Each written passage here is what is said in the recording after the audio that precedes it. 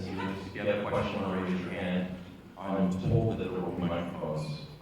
Okay. So in the meantime, we'll start with some questions here, and I'll get things rolling.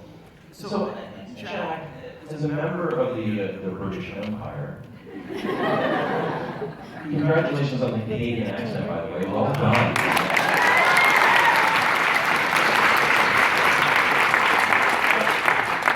What's it been like for you to see this? Like, what have you learned just through this whole experience about the Allies' role and the Canadian role in the Second World War? Has it been a bit of a history lesson for you?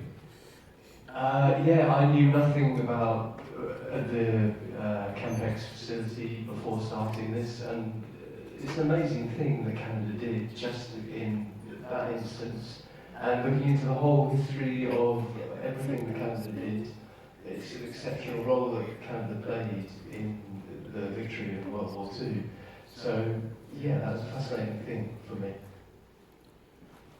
Let's quick question for Canadians. Last year's Canadian Screen Award winner, Torben Liebre.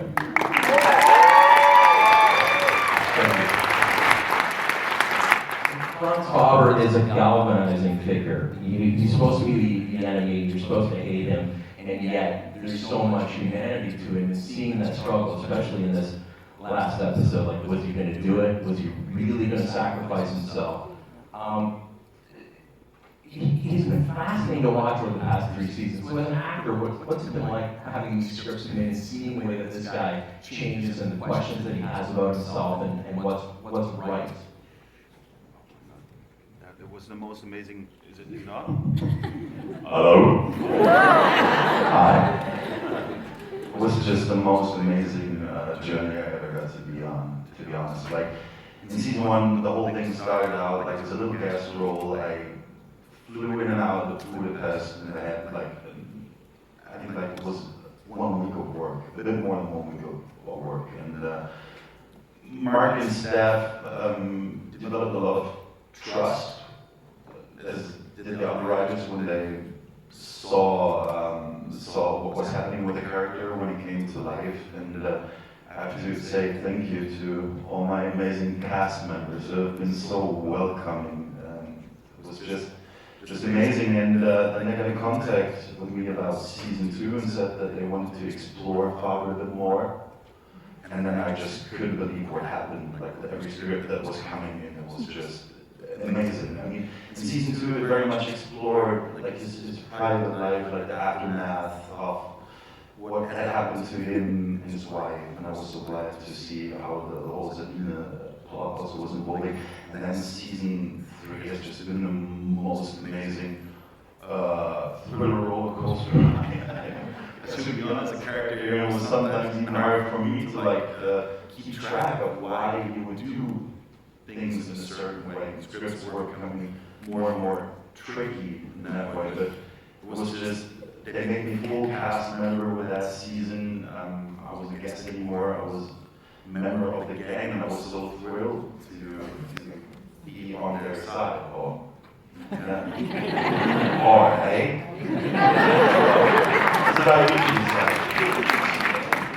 That's the best thing that ever happened to me professionally. Okay, let's take some questions from the audience. I see. Yes. Hi, Greg. You and I spoke on Twitter last week when you were at the CSAs on Tuesday. You were bemoaning the fact that you had to have a lot of beer to get through the industry and the Wednesday night creative fiction. Yes. Yeah. This might be very loud. From a production side, logistically, Mark and Stephanie, how do you deal with multinational cast? Well, this is why we brought John Calvert with us. I mean, the reality is that, on Flashpoint, we felt really good that we were able to cast over 1,000 actors in that series that were all Canadian. And on this show, obviously, we had a much more multinational cast, and it was great. On one level, we really lamented not being able to bring more Canadian actors in because the cost is just too prohibitive. On another level, we got to explore new talent, and we got to cast Germans from Germany, and British actors to play Canadian actors. We try not to do that too much. I mean, the reason we in the role, and we saw tons and tons of people for every one of these parts, is because it was such a hard part to cast, you know, after I played him. And no, we were looking for somebody that had an expressive, emotional, vulnerable quality to him. And one of the interesting things I found about the difference between casting in the UK versus the way casting works here is, here we kind of just see the auditions. I had a difficult time reproducing Germans or Canadian accents, and so that was not the logistical challenge. So the part that I played was Kevin, who's a Budapest resident, who's British, who was fantastic as a voice in this episode. Unfortunately, couldn't do the German accent, so that's what I did his voice in this one. And I was tremendously expensive.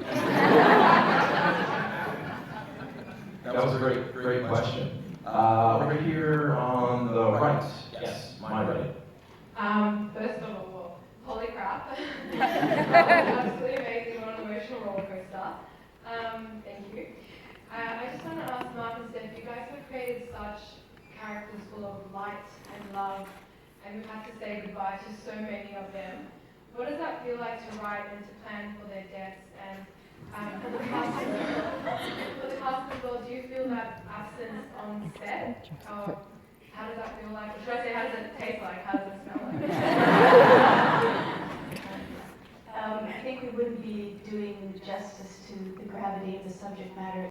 She's asked me to ask this question to you guys, and she's a really big fan. We actually coincide and watch the episodes every Wednesday night and then talk about it the next day.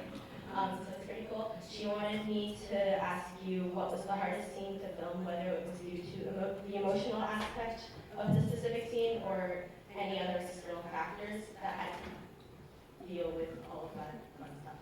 So yeah.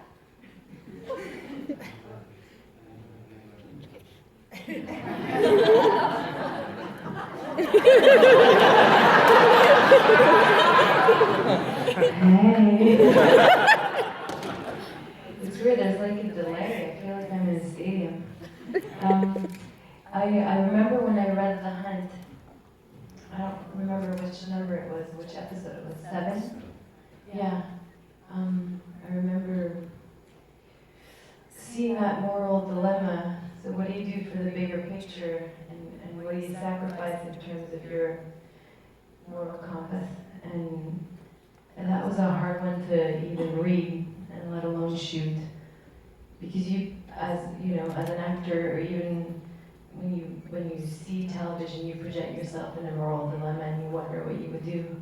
And I don't know if I would have had the courage that she had, but in a way, I have admiration for what she had to do. So it was a weird zone, and I think right now there's a lot of weird zones. And the title was Remembrance, but I think remembrance is really useful to inspire resistance. And so whenever there were hard scenes, whichever they were for whomever was sitting on stage, I think that was the motivation for carrying through those stories. So thanks to Mark and Steph, and to the people who actually carried that battle.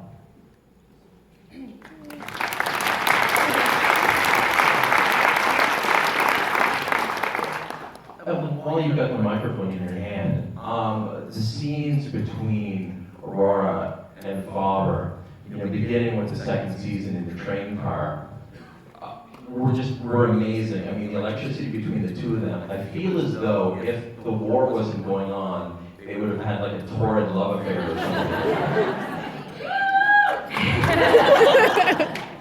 I think there's the cool thing about Aurora and Faber is the mirror effect. I think they both have this higher mission, but they're both human beings. They've both made sacrifices that they wish they hadn't done. So when they look into each other's eyes, there's an understanding. And as human beings, when you watch fiction or in your real life, when you meet someone and that understanding happens, it's electric.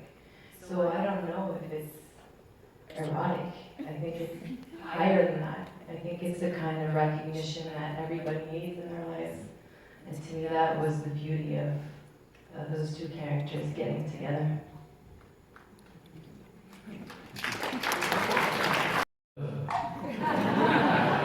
Let's see, there's 3 left, so 50% of 3. 4, because Christina will be there too with her knife strapped to her thigh. So a couple of them will survive. Don't let me forget, we're going to give away a couple of things before you. A couple wrap of up. knives for your thighs. So you can take home. Do you want to do that now then? Yeah, why not? I think Leslie has the bag that has the things. So there's an ex-company crew gift that was an ex-company Bluetooth speaker, and we had a couple left over, so what better place